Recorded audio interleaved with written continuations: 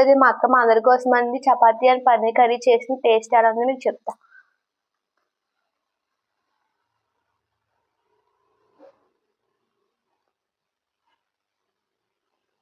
Taste అయితే చాలా బాగుంది ఫ్రెండ్స్, మీరు కూడా ట్రై చేయండి. Bye friends. ఈ రోజు అయితే నేను పన్నీర్ కర్రీ చేయబోతున్నాను. దానికోసం నేను ఈ సైజులో అయితే పన్నీర్ని కట్ చేసి పెట్టుకున్నాను. అందులోకి 1 టేబుల్ స్పూన్ కారం, సాల్ట్, పసుపు, ఆయిల్ వేసి మిక్స్ చేసుకుని ఒక 1/2 అవర్ అయితే పక్కన పెట్టుకున్నాను. ఈ విధంగా నెక్స్ట్ అందులోకి పెద్ద సైజు 4 ఉల్లిపాయలు అయితే పెద్దవి కట్ చేసి పక్కన పెట్టుకున్నాను. అలానే టమాటో కూడా పెద్ద సైజు 3 టమాటాలు కట్ చేసి పక్కన పెట్టుకున్నాను. 2 పచ్చిమిరపకాయలు కట్ చేసి పెట్టుకున్నాను. అలానే మనకు కావాల్సింది బిర్యానీ ఆకు, బిర్యానీలో వేసుకునే సామాన్లు జీలకర్ర, అల్లం వెల్లుల్లి పేస్ట్ 1 స్పూన్, కొత్తిమీర, గరం మసాలా అండ్ పుదీనా. అయితే నేను స్టవ్ ఆన్ చేసి స్టవ్ పైన ప్యాన్ పెట్టుకున్నాను.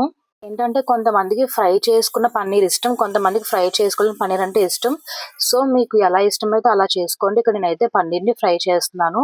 ఫ్రై చేయడం కోసం ఒక 2 టేబుల్ స్పూన్ ఆయిల్ అయితే వేసుకుంటున్నాను. ఈ టైపు నేనైతే పన్నీర్ వేసుకుంటున్నాను. ఈ విధంగా అయితే నేను పన్నీర్ని ఆయిల్లో ఫ్రై చేసుకుంటున్నాను. ఫ్రై చేసుకునేటప్పుడు మనం ఈ అట్లపుల్లు మాత్రమే పెట్టాలి. ఇంకేమైనా పెట్టామంటే పన్నీర్ విరిగిపోయే ఛాన్స్ ఉంటుంది. పన్నీర్ ఫ్రై చేసుకున్న ప్యాన్లోకి నేను ఇంకా 2 టేబుల్స్ ఆయిల్ అయితే తీసుకుంటున్నాను నెక్స్ట్ ప్రాసెస్ చేయడానికి. హీట్ ఎక్కాక నేనైతే బిర్యానీ మసాలా వేసుకున్నాను. లైట్గా ఆయిల్ హీట్ ఎక్కాక నేనైతే బిర్యానీ ఆకు, బిర్యానీ సామాన్లు అయితే వేసుకున్నాను. అందులోకి కట్ చేసి పెట్టుకున్న ఆనియన్స్.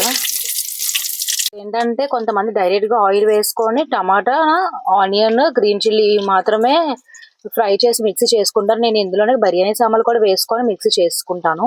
ఇందులో ఇప్పుడు ఆనియన్ అయితే మనకి బ్రౌన్ కలర్ వచ్చింది. ఇప్పుడు ఇందులోకి నేను టమాటా కూడా యాడ్ చేసుకుంటున్నాను. ఏది కూడా వేసేటప్పుడు చూపించట్లేదు, ఎందుకంటే మనం ఏదైనా వేసేటప్పుడు ఆయిల్ అనేది తోలుతుంది, అది ఎలాంటి కర్రీ అయినా. సో అలా తోలడం వల్ల కెమెరాకి ఏమైనా ఎఫెక్ట్ అవుతుంది అని చెప్పి నేనైతే చూపించట్లేదు. వేసాక చూపిస్తున్నాను, లేదంటే చెప్పి వేస్తున్నాను. టమాటా మొత్తం మగ్గిపోవాలి. దానికోసం నేను 2 మినిట్స్ క్యాప్ పెట్టుకొని మీడియం ఫ్లేమ్ అయితే పెట్టుకుంటాను. టమాటా మొత్తం మగ్గిపోయిన తర్వాత మనం దీన్ని అయితే మిక్స్ చేయాల్సి ఉంటుంది. అయితే మిక్సీలో వేసుకొని పేస్ట్ చేయాల్సి ఉంటుంది. మనం కడాయిలో ఫ్రై చేసుకున్నాం కదా, దాన్ని అయితే కొంచెం చల్లారాక ఈ విధంగా అయితే నేను మిక్సీ చేసుకున్నాను. ఈ ప్యాన్లో మళ్ళీ నేనైతే ఆయిల్ తీసుకుంటున్నాను.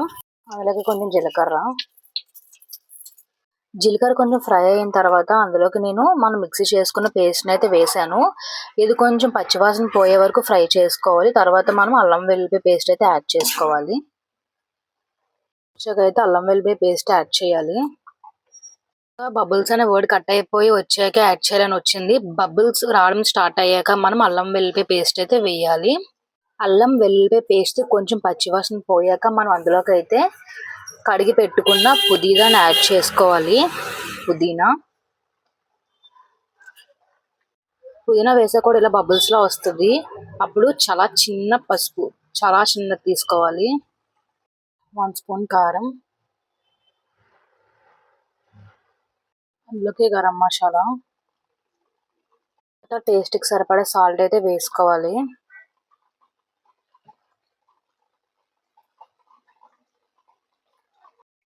ఇలాగా సాల్ట్ వేసుకున్న తర్వాత ఒకసారి సాల్ట్ టేస్ట్ చూసుకొని పన్నీర్ పీసెస్ అయితే యాడ్ చేసుకోవాలి.